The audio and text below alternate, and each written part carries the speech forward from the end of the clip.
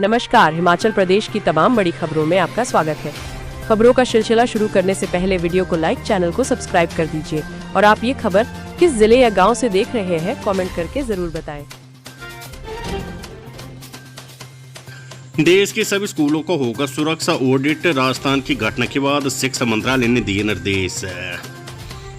केंद्रीय शिक्षा मंत्रालय ने सभी राज्यों और केंद्र शासित प्रदेशों के स्कूलों में अनिवार्य सुरक्षा ऑडिट कराने के निर्देश जारी किए हैं। शिक्षा मंत्रालय की ओर से इसे अनिवार्य बताया गया है।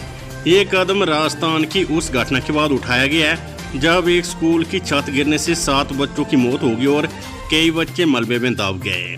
शिक्षा मंत्रालय की ओर से स्कूलों की सुरक्षा ऑडिट को लेकर विस्तृत दिशा निर्देश और सुझाव की जानकारी सोशल मीडिया प्लेटफॉर्म एक्स पर भी दी गई है। इसके तहत सभी स्कूलों को सुरक्षा ऑडिट का पालन करना होगा, जिसमें अग्नि सुरक्षा, मानसिक स्वास्थ्य और एक रिपोर्टिंग तंत्र भी शामिल है।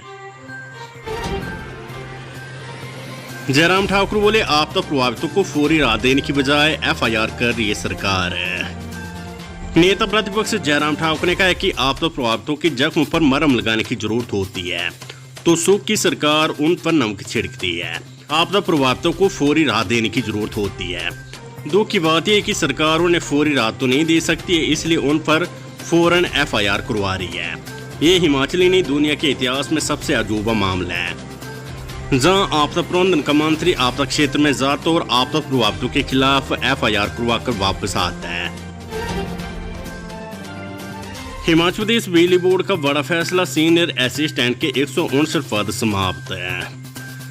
राज्य बिजली बोर्ड ने एक बड़ा फैसला लेते हुए ऑपरेशन बिंग के तहत विभिन्न इकाइयों में कार्यरत सीनियर असिस्टेंट के 159 पदों को सरप्लस घोषित कर दिया है।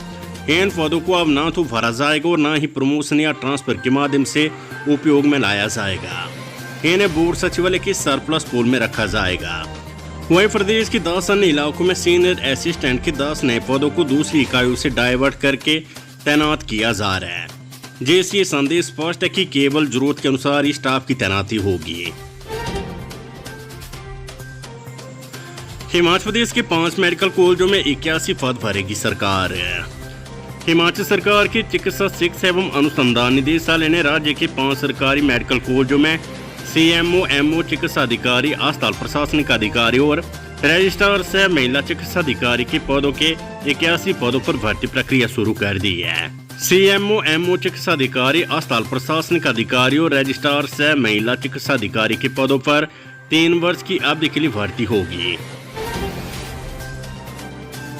वेदर अपडेट, हिमाचल में करवट बदलेगा मौसम, सोमवार को येलो अलर्ट, 29 को कई जिलों के लिए ऑरेंज अलर्ट जारी। हिमाचल प्रदेश में सोमवार को मौसम एक बार फिर से करवट बदलेगा। सोमवार को राज्य के 10 जिलों में भारी बारिश का येलो अलर्ट जारी किया गया है। 2 जनजातीय जिलों को छोड़कर शेष में अधिकांश स्थानों पर भारी बारिश होने की संभावना है। 29 जुलाई को प्रदेश के कांगड़ा, कुल्लू, मंडी और शिमला में बहुत भारी बारिश होने का ऑरेंज अलर्ट दिया गया है। 30 जुलाई को भी प्रदेश के अधिकतर जिलों में बारिश होने का पूर्वानुमान लगाया जा रहा है, जबकि 31 जुलाई से 2 अगस्त के बीच कम बारिश होने की संभावना जताई जा रही है। इन 2 दिनों में अधिकांश स्थानों पर मौसम साफ रहेगा। प्रदेश के अधिकतर क्षेत्रों में रविवार को सुबह के समय मौसम साफ बना रहा। मैदानों सहित पहाड़ों पर सुबह के समय धूप खिली, मगर दोपहर बाद आसमानों में काले बादल घिरने शुरू हो गए थे। राज्य के कुल्लू, मंडी, चंबा, कांगड़ा, सिरमौर के कई स्थानों पर हल्की बारिश दर्ज की गई है। प्रदेश में बीते 24 घंटों के दौरान भी मानसून कमजोर बना रहा, हालांकि कुछ स्थानों पर बारिश जरूर हुई है। तिरंगा यात्रा करने वालों ने तिरंगे का किया अपमान, राजद्रोह का मामला किया जाए दर्ज, जगत सिंह नेगी। राष्ट्र मंत्री जगत सिंह नेगी ने पत्रकार वार्ता में थुनाग में हुई घटनाओं को भाजपा का षड्यंत्र करार दिया। उन्होंने कहा कि उनके राष्ट्रीय ध्वज लगे सरकारी वाहन पर काले कपड़े, जूते, चप्पल फेंके गए, जो कि राष्ट्रीय ध्वज का अपमान है। जगत सिंह नेगी ने कहा कि उनकी गाड़ी पर पथराव और पुलिस से हाथापाई भी की गई।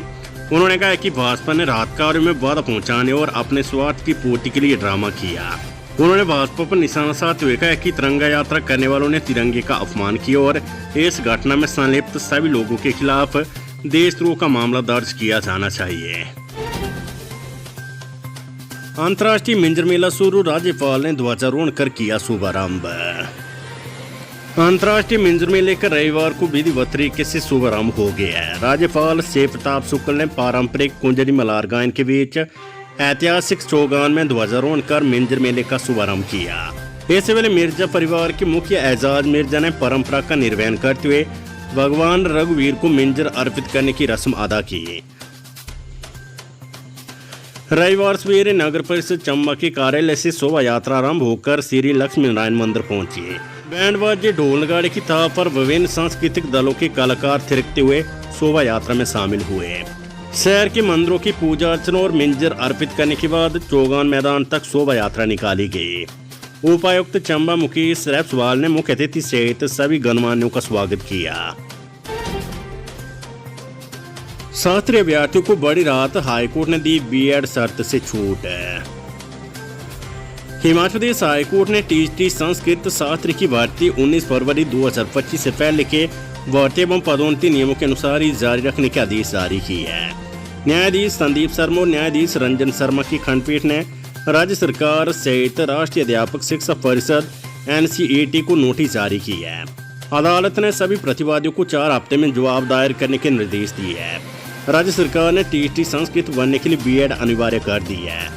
सरकार ने इसे लेकर भर्ती एवं पदोन्नति नियमों में बदलाव कर 19 फरवरी 2025 को एक अधिसूचना जारी की है। इसी के खिलाफ हिमाचल हाईकोर्ट में चुनौती दी गई है। हिमाचल प्रदेश का पहला प्राकृतिक उपमंडल बना पांगी, सरकार के फैसले पर जनता खुश है। चंबा के पांगी उपमंडल को राज्य का पहला प्राकृतिक खेती उपमंडल बनाने की घोषणा से क्षेत्र में उत्साह का माहौल है। राज्य सरकार के इस निर्णय से क्षेत्र के लोग अपनी पारंपरिक कृषि पद्धतियों का संरक्षण और खाद्य सुरक्षा सुनिश्चित कर सकेंगे। इससे लोगों को आजीविका के स्थायी साधन भी मिलेंगे। हिमाचल दिवस पर मुख्यमंत्री सुखविंदर सिंह सुक्खू द्वारा की गई घोषणा को पूरा करते हुए इस संबंध में अधिसूचना जारी की गई है। बाढ़ पीड़ितों की मदद को उठे हाथ, जयराम ठाकुर को सौंपा 63,000 रुपये का चेक। संस्कार सोसाइटी धर्मानी ने अपनी सामाजिक प्रतिबद्धता के तहत मंडी जिले में आई भीषण बाढ़ से प्रभावित लोगों की मदद के लिए 63,000 रुपये की सहायता राशि प्रदान की है। ये राशि पूर्व मुख्यमंत्री एवं नेता प्रतिपक्ष जयराम ठाकुर को चेक के माध्यम से भेंट की गई। जयराम ठाकुर ने संस्था के इस मानवीय प्रयास की सराहना करते हुए कहा कि संकट की घड़ी में इस प्रकार के सहयोग से समाज को मजबूती प्रदान करते हैं और पीड़ितों को संबल देते हैं। ऊना में दिन दिहाड़े फायरिंग, सैलून में बाल कटवारे युवक की दिन दिहाड़े हत्या, पुलिस मामले की जांच में जुटी।